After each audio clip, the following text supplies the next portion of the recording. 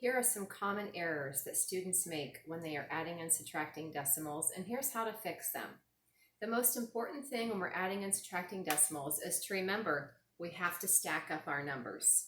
We keep the decimal points aligned as if there's a broomstick going through all the decimal points. So if these are our numbers, as you can see, this number only has one digit behind the decimal point, but this number has 3 digits behind it. But most importantly, we want to line up the 5 and the 4 because they are the digits that are both in front of the decimal point. So this one comes first. I could stack it on top if I wanted to, like this. And then I'm going to be adding the 4. Again, we line up our decimal points, so the 4 falls right in front, the 2 is next, and then the 8, and then the 9.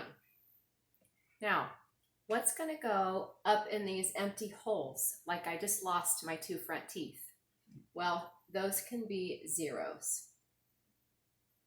Our brains really like having those empty spaces filled in, so I highly recommend that when you have empty spaces on the top in those place values, plug in some zeros. And now you know to add, and definitely we want to keep the decimal point in that same place.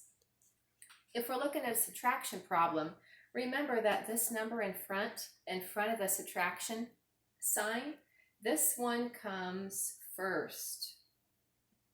It comes on top because it's in front of the subtraction sign. And again, we're going to stack our decimal points. So we know that the number in the front goes on top.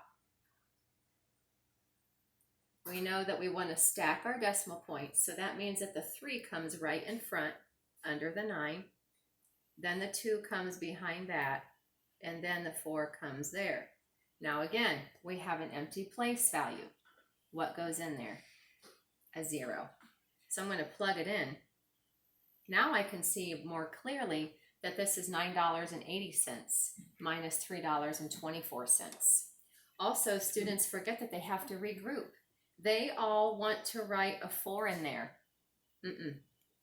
If we have 0 and we subtract 4, we can't do that. We have to regroup from the dimes place into the pennies place, right?